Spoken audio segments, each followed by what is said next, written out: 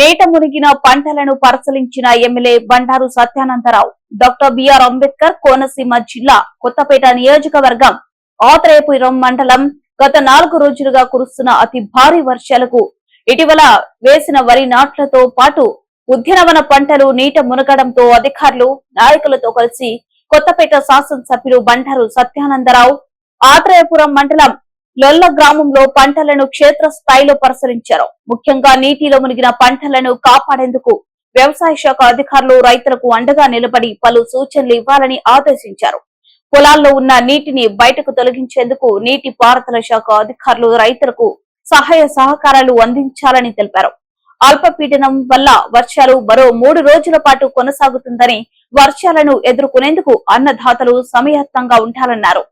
వర్షపు నీరు బయటకు పోయేందుకు పంట కాలువలు బొదులలో అవరోధంగా ఉన్న గుర్రపు డెక్కను తొలగించాలని అన్నారు. ఈ కార్యక్రమంలో గాయల జగన్నాథం, ఆకుల రామకృష్ణ, ముదునూరి వెంకటరాజు, కరటూరి నరసింహం, ధరణాల రామకృష్ణ మరియు తదితరులు పాల్గొన్నారు.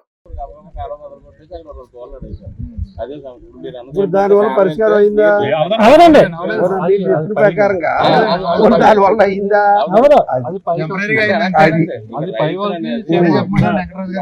అదే అంటుంటా దానివల్ల సినిమా షూటింగ్ పెట్టారు. అది ఓన్లీ షూటింగ్ పెట్టాడు ఆయన. షూటింగ్ అంటే జనాలు పబ్లిక్ కాల కోలెట్టు అంతే. సరిహద్దులో డైరెక్ట్ పైప్ ఉన్నది. అక్కడి నుంచి కిందకి సైఫన్ వెళ్తే తప్ప సైఫన్ ఎప్పుడు నుంచి అనుకున్నాం కదా మనకు లొలకాల కింద సైఫన్ అయితే అండర్ గ్రౌండ్ లో ఒక 3 అడుగులు 6 అడుగులో తోడ అవతల చేసుకుని అవతల ట్రైన్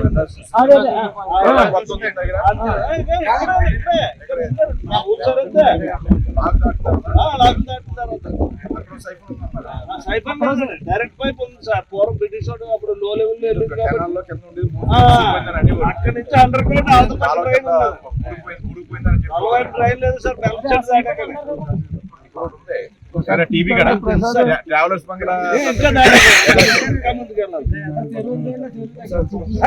అందరికీ తెలుసు.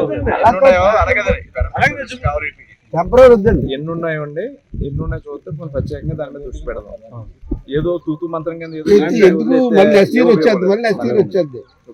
బ్యాంకేరాలో R&B రోడ్డు ఎంత ఉందో అంత లైన్ పైప్ లైన్ అవతల పెడితే అవతల ట్రైన్ ఉంది సార్. ఆటోమేటిక్ ఇలా వెళ్ళిపోతుంది.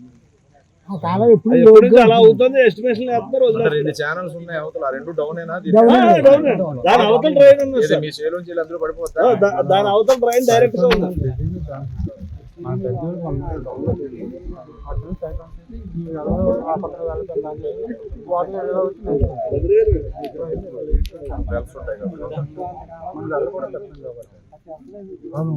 మీటర్ వరకు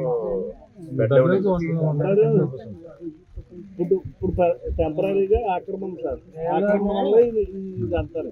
కొంత రిలీఫ్ వస్తుంది. 100% రాదు కానీ 50% రిలీఫ్ వస్తుంది.